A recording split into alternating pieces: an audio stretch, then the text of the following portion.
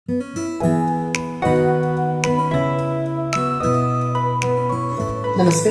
मैं डॉक्टर अभिरुचि आपका मेरे एस्ट्रोलॉजी चैनल पर स्वागत करती हूँ। बहुत बार मुझे ये सवाल पूछा जाता है कि राशि के अनुसार रत्न पहनने की सही विधि क्या होती है। रत्न पहनते वक्त लोगों के मन में ये जिज्ञासा होती है कि हम कौन से उंगली में रत्न को पहने, पूजा का मुहूर्त कैसे होगा, कौन से समय पे और किस तरह से पूजा करनी चाहिए, हम पूजा करेंगे तो वो उसका सही तरीके से फल हमें मिलेगा कि भी नहीं। तो इस सभी चीज़ों का हल आपको इस वीडियो में मिल जाएगा। हमारी नवरत्न की पूजा विधि की सीरीज में इन सभी चीज़ों की जानकारी समस्त नवरत्न। आइए अब हम जानते हैं कि नवग्रह के रत्न धारण विधि में पुखराज की पूजा किस तरह से करनी चाहिए। अगर आप इस सोच में हैं कि आपने पुखराज सही में पहनना चाहिए या नहीं, सबसे आसान तरीका है कि आप किसी अच्छे ज्योतिष के साथ परामर्श करें और अपनी कुंडली दिखाकर ये जान लें कि पुखराज आपके लिए सही होगा या नहीं। परंतु आप अगर लक्षणों से जानना चाहते हैं तो गुरु हमारे शरीर में हमारे मोटापे का कारक होता है, फैटनेस का कारक होता है। तो बिना किसी कारण के आप लगातार मोटे होते जा रहे हैं, आपको लग रहा है कि आपका शरीर अभी अच्छे से सुंदर नहीं दिखता, तो आपने गुरु रत्न को जरूर पहनना चाहिए, पुखराज पहनना चाहिए। अगर आपको लिवर संबंधित कोई परेशानी है, फैटी लिवर है, कुछ लिवर में डाइजेशन इश्यू है, तो भी आप पुखराज पहन सकते हैं। डायबिटीज जैसी बीमारियां, जिसे हम शुगर भी कहते हैं, ये भी गुरु ग्रह खराब होने का लक्षण माना जाता है। गुरु हमारे जीवन में सम्मान का कारक है, तो अगर आपको लगता है कि जीवन में आपको गुरु समान लोग सम्मान नहीं देते, आपके पास ज्ञान की कमी है, आप पढ़ाई या शिक्षा पूर्ण नहीं कर पाते, तो भी आपने पुखराज रत्न धारण करना चाहिए। गुरु ग्रह हमारे रिश्तों में हमारे दादा, नाना, हमारे बड़े बुजुर्ग, पिता या पिता समान व्यक्तियों का, गुरुओं का कारक होता है। तो अगर आपको जीवन में हमेशा गुरुओं की कमी लगती है, सही समय पर सही व्यक्ति की सलाह नहीं मिल पाती, सलाह गलत मिलती है, तो आपने पुखराज रत्न को अवश्य धारण करना चाहिए। अगर आपको ऐसा लगता है कि आपको आपके कुलदेवी देवता के आशीर्वाद नहीं है, कोई भी काम आपका ढंग से ठीक से होता नहीं है, तो भी पुखराज रत्न पहनने से गुरुओं की कृपा आप पर जरूर हो जाएगी। पुखराज रत्न धारण करने के लिए आपको गुरु ग्रह का होरा, मतलब जिस समय पर गुरु का सबसे ज़्यादा प्रभाव है, वह समय चुनना चाहिए। यह होता है गुरुवार के दिन सुबह 6 से 7 के बीच में, मतलब सूर्योदय के बाद का पहला घंटा। और अगर ये समय आपके लिए कंफर्टेबल नहीं है तो गुरुवार के दिन दोपहर का समय, जो कि 1 से 2 बजे के बीच में आएगा। तो गुरुवार के दिन दोपहर 1 से 2 के बीच में भी आप पूजा कर सकते हैं। सबसे पहले तो पुखराज की पूजा करने से पहले आपको कुछ सामान की ज़रूरत होगी। कोशिश कीजिए आप पीले रंग के कोई कपड़े की अरेंजमेंट पहले से करके रखें। चने की दाल पर गुरु का प्रभाव होता है, तो 1.25 मुट्ठी चने की दाल आपने पहले से अरेंज करके रखनी है। इसके बाद सीजन के अकॉर्डिंग आप जो भी फूल जमा कर पाए, तो जैसे कि गेंदे के फूल है, इसके लिए पीले रंग का गेंदे का फूल ही सर्वोत्तम होगा, या गुलाब के फूल भी चल सकते हैं। धूप, अगरबत्ती, हल्दी, कुमकुम, चंदन, अभिषेक के लिए पंचामृत, चंदन का टीका, भोग के लिए किसी भी पीले रंग की मिठाइयों का चुनाव आप कर सकते हैं। तो इस तरह से सामग्री लेकर आप पूजा में बैठ जाएं। पुखराज की पूजा गुरुवार के दिन की जाती है। आप पूजा के समय अपने मंदिर में बैठे और चौरंग, चौकी या फिर पाट लगाकर अपने पीले रंग का कपड़ा उस पर बिछा देना है। उस पर 1.25 मुट्ठी चने की दाल रखनी है। एक रात पहले, मतलब बुधवार रात को, आप दूध, गंगाजल या गौमूत्र, इसमें से जो भी चीज़ आपके पास अवेलेबल है, इस तरह से घोल बना लीजिए और उस पर आपने पुखराज की अंगूठी रात भर रख देनी है।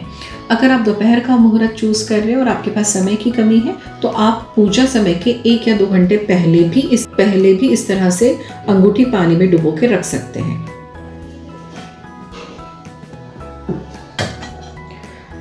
जो भी समय आप पूजा के लिए चुने, उस समय पर आपको अंगूठी दूध, गंगाजल या गौमूत्र से हटा लेनी है और इसको शुद्ध पानी के साथ धोकर वॉश कर लेना है।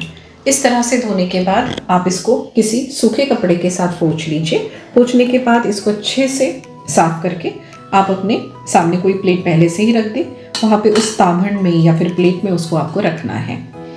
आपने पंचामृत या दूध पहले से इस तरह से लेना है और पंचामृत का गुरुओं के मंत्रों का जाप करते हुए, गुरु के मंत्र होते हैं ओम ब्रह्म बृहस्पताय नमः, तो ओम ब्रह्म बृहस्पताय नमः, ओम ब्रह्म बृहस्पताय नमः, ओम ब्रह्म बृहस्पताय नमः, इस तरह से लगातार 11 बार, 21 बार, 51 बार और हो सके तो सर्वोत्तम होगा 108 बार आप इस तरह से अभिषेक करें। अभिषेक के बाद आपको फिर से एक बार अंगूठी को साफ कर लेना है। तो किसी शुद्ध जल से, साफ पानी से आप अंगूठी को इस तरह से धो लेंगे। धोने के बाद फिर से एक बार आपको किसी अच्छे कपड़े से उसको ड्राई कर लेना है, उसको अच्छे से पोंछ लेना है। पोंछने के बाद हमने पहले से जो पीला कपड़ा और सवा मुट्ठी चने की दाल बिछा के रखी है, उस पर हम पुखराज की अंगूठी को रखेंगे। अब यहाँ पे हमने अंगूठी को शुद्ध करके पंचामृत से साफ कर लिया है। टिपिकली भगवान की जिस तरह से हम पूजा करते हैं, उसी तरह से पुखराज के रूप में गुरु देवता को हम हल्दी, कुमकुम, चावल के दाने, चंदन का तिलक, सीजनल जो भी अत्तर आपके पास है, उस अत्तर का छिड़काव करेंगे, अंगूठी की पूजा करेंगे। वस्त्र के रूप में इस तरह से आपको मौली धागा अर्पण करना है। अगर हो सके तो पीले रंग के गेंदे के फूल या शेवंती के फूल आप अंगूठी को अर्पण करें। इसके बाद आपको अगरबत्ती गुरु देवता को, पुखराज रत्न को घुमानी है। धूप अगरबत्ती करने के बाद आप दिया अर्पण करेंगे। दिया अर्पण करने के बाद आपको भोग की व्यवस्था करनी है। पीले रंग की किसी भी मिठाई का भोग लगाना अत्यावश्यक है। अगर कुछ भी आपसे मैनेज नहीं होता है तो आप गुड़ का भी भोग लगा सकते हैं। यहाँ पे बेसन के लड्डू सर्वोत्तम होंगे, बूंदी के लड्डू का भी इस्तेमाल हो सकता है। आपने भोग को इस तरह से जल घुमाकर गुरु देवता को, पुखराज रत्नों को अर्पण कर देना है। अगर गुरु की कोई आरती आपको आती है तो गुरु देवता की आरती, या आप अगर गुरु संप्रदाय से किसी को फॉलो करते हैं तो आप अपने गुरुओं की या अपने कुलदेवी देवता की पूजा भी कर सकते हैं। बट अगर आरती करने में आप असमर्थ हैं, वैसे तो यूट्यूब पर सब अवेलेबल है, आप यूट्यूब का भी सहारा ले सकते हैं। अगर आपको आरती करना पॉसिबल नहीं तो आपको कपूर जलाना अत्यावश्यक है। ये स्टेप आप मिस नहीं कर सकते, क्योंकि कपूर में गुणधर्म होते हैं कि वो जिस भी जगह पे चलता है वहाँ की सारी नकारात्मक ऊर्जा खत्म हो जाती है। उसमें भी आप अगर इस तरह से किसी चांदी की छोटी सी प्लेट या कटोरी में कपूर जलाएंगे तो ये वास्तु दोष और जगह का दोष भी खत्म करता है। आपके पास चांदी की छोटी कटोरी नहीं है तो आप किसी भी चीज़ में उसको जला सकते हैं। कपूर को इस तरह से आपको जला लेना है। कपूर को जलाने के बाद आप अग्नि देवता को ओम शांति शांति शांति बोलकर शांत करेंगे।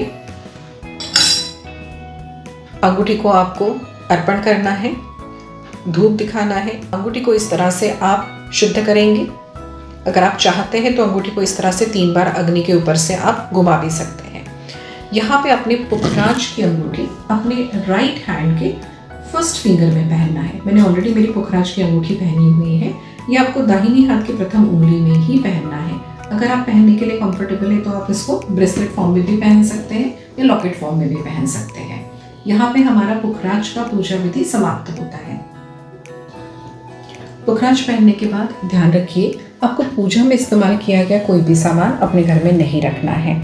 आपने पूजा में इस्तेमाल किया हुआ पीला कपड़ा और दाल, इसके ऊपर अपने तरफ से कुछ भी दक्षिणा रखिए और ये आप किसी ब्राह्मण को दे सकते हैं या किसी मंदिर में दान कर सकते हैं।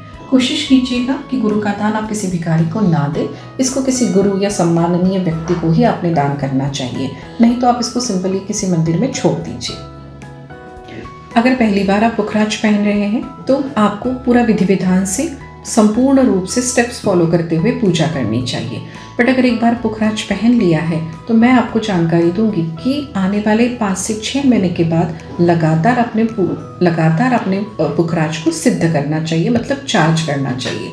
आपके अंदर निर्माण होने वाली नकारात्मक ऊर्जा या आपके आसपास के लोग या वातावरण की नकारात्मक ऊर्जा से पुखराज रत्न का पहले जैसे प्रभाव आपको मिल नहीं पाएगा, मतलब उसमें कहीं ना कहीं थोड़ी कमी आ जाती है। इसके लिए मैं एक शॉर्टकट विधि सिद्ध करने की आपको बताने जा रही हूँ। आपको इसके लिए चाहिए कि एक सही समय या तिथि या मुहूर्त का आप चुनाव कर लीजिए। आप जब भी पूजा करना चाहें, वहाँ से पूर्णिमा तिथि अगर है, गुरुपुष्य योग है, सर्वार्थ सिद्धि, अमृत सिद्धि योग है, या कोई अच्छा सा त्यौहार आ रहा है जैसे बसंत पंचमी, गुड़ी पाड़वा, अक्षय तृतीया, ये तो किसी भी पूजा के लिए शुभ मुहूर्त ही होते हैं। बट अगर आपको मुहूर्त का चुनाव करने में डिफ़िकल्टीज़ हो रही है, आपको डिस्क्रिप्शन बॉक्स में लिंक मिल जाएगा, सही समय आप चूज़ कर लीजिए। समय चुनने के बाद आपको पूजा समय से आधे से पौन घंटे के पहले इस प्रकार से दूध गंगा जल और गौमूत्र बना के रखना है और इसमें आपको अंगूठी डुबो देनी है। अंगूठी को आधा घंटा 1 घंटा रखने के बाद आप उसको शुद्ध जल से साफ कर लीजिए। इसको इस प्रकार धोने के बाद आप अपने लेफ्ट हैंड में इस प्रकार से अंगूठी पकड़ेंगे। लेफ्ट हैंड में अंगूठी पकड़ने के बाद आपको आपके राइट हैंड से उसको कवर कर लेना है। अब हम हमारे लेफ्ट हैंड में क्यों अंगूठी पकड़ रहे हैं? क्योंकि ये हमारा रिसीविंग एंड होता है। कोई भी ऊर्जा हम लेफ्ट साइड से रिसीव करते हैं। तो आप इस प्रकार से अंगूठी को मंत्र जाप जब करेंगे तो आपके मंत्रों के उच्चारण से जो वाइब्रेशन या ऊर्जा के तरंग निकलेंगे, इससे इस रत्न में गुरु का फिर से प्रभाव बन जाएगा। इस प्रकार से अंगूठी को पकड़कर आप मंत्र बोलेंगे। गुरु का मंत्र इस प्रकार से है, ओम ब्रह्म बृहस्पताय नमः, ओम ब्रह्म बृहस्पताय नमः, ओम ब्रह्म बृहस्पताय नमः। इस प्रकार से बोलते हुए आप 108 बार मंत्र का जाप करेंगे। वैसे तो इसी से आपका रत्न बहुत अच्छे से सिद्ध हो जाएगा, चार्ज हो जाएगा। इमीडिएटली अपने राइट हैंड की पहली उंगली में आप इसको पहन लीजिए। बट अगर ये विधि का और ज़्यादा बेहतर फ़ायदा आप लेना चाहते हैं और अपने रत्नों को ज़्यादा पावरफुल बनाना चाहते हैं तो उस दिन आपने पीले रंग की कोई भी मिठाई खरीद लेनी है, जैसे कि बेसन का लड्डू, मोतीचूर का लड्डू, गुड़ होता है, या फिर आप केले दान कर सकते हैं। ये चीज़ें आप ले जाके किसी मंदिर में रखिए, प्रसाद के तौर पर बांटिए या किसी गुरु को दान कर दीजिए। तो ये गुरु का दान हो जाएगा, जिससे आपको गुरु ग्रह के पूरे प्रभाव मिलेंगे। कोशिश करें कि कितना भी महंगा रत्न आपने पहना है, लेकिन हर 4 से 5 महीने के बाद इस प्रकार से छोटी विधि करके आप इसको निरंतर रूप से चार्ज करते रहिए, ताकि रत्नों का पूरा प्रभाव आपको मिले। अब हमने पूरे विधि विधान से रत्नों की पूजा तो कर ली है, बट कुछ चीज़ों का ध्यान आपको अवश्य रखना चाहिए। अगर कितनी भी पूजा करके आपने महंगे से महंगा रत्न पहना है, बट अगर इन चीज़ों का ध्यान नहीं रखा गया है तो उस रत्नों का लंबे समय तक अच्छा प्रभाव आपको नहीं मिलेगा। सबसे पहली बात तो आप अगर किसी के अंत्य संस्कार में जा रहे हैं, जिसे हम फ्यूनरल भी, प्रोसेशन भी कहते हैं, उस समय पर वहाँ पे बहुत ज़्यादा नकारात्मक ऊर्जा होती है। राशि के अनुसार उस ग्रह की प्राण प्रतिष्ठा आपने उस रत्न में जो की है, वहाँ पे अगर आप अंगूठी पहन के जाते हैं तो वो रत्न का प्रभाव संपूर्णतः नष्ट हो जाता है। तो सबसे पहले आप ध्यान रखेंगे कि किसी के अंत्य संस्कार का न्यूज़ जैसे ही आपको मिलता है, जाने से पहले आप अपनी अंगूठी अपने भगवान या पूजा स्थान में रख दीजिए। वहाँ से जैसे ही आप आते हैं, हिंदू संस्कार में होता है कि आपको नहाना जरूरी होता है। आप सबसे पहले नहाएंगे, नहाने के बाद भगवान को आके हाथ जोड़ेंगे। हाथ जोड़ने के बाद आपको अंगूठी अपने लेफ्ट हैंड में लेनी है, जो कि हम रिसीविंग हैंड कहते हैं। इसमें आपको अंगूठी रखनी है, आपको राइट हैंड से उसको कवर करना है। 5 मिनट जो भी रत्न आप पहन रहे हैं उसका राशि का मंत्र आपको बोलना है। डिस्क्रिप्शन बॉक्स में मिल जाएगी। 108 बार वो मंत्र बोलने के बाद आप अपनी अंगूठी रिस्पेक्ट, मतलब जिस भी उंगली में आपको पहनने के लिए बोला गया है वहाँ पे आप उस अंगूठी को धारण करेंगे। रत्न के लिए कौन सी चीज़ों का दान करना चाहिए ये भी दिया गया है। आप वो विशिष्ट दान मंदिर में जाके कुछ भिखारियों को, गरीबों को दान कर दीजिए, ताकि आपने अभी पूजा करके जो अंगूठी पहनी हुई है उसका पूरा प्रभाव आपको प्राप्त होगा। तो किसी के अंत्य संस्कार में जाने से पहले आपको अंगूठी जरूर उतार के जाना है। किसी कारणवश आप अगर भूल जाते हैं ऐसा करना, तो आने के बाद पूर्णतः पहले तरह से जो बड़ा विधि आपको पहली बार राशि का रत्न पहनने की जो विधि बोली गई है वो आपको फिर से दोहरानी होगी, अन्यथा उसके फल आपको नहीं मिलेंगे।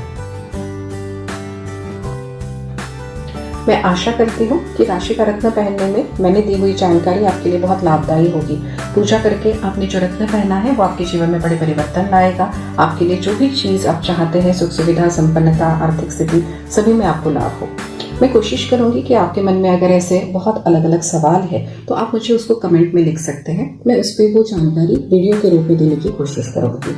मैं चाहती हूँ कि आप इसको लाइक करेंगे और ज़्यादा से ज़्यादा ज़रूरतमंद लोगों तक ये वीडियो पहुँचाने की कोशिश करेंगे। तो आप इसको शेयर करें, सब्सक्राइब करें, मुझे कमेंट करते रहें, ताकि मुझे आपके मन के सवालों का, प्रश्नों का उत्तर देने में आसानी होगी।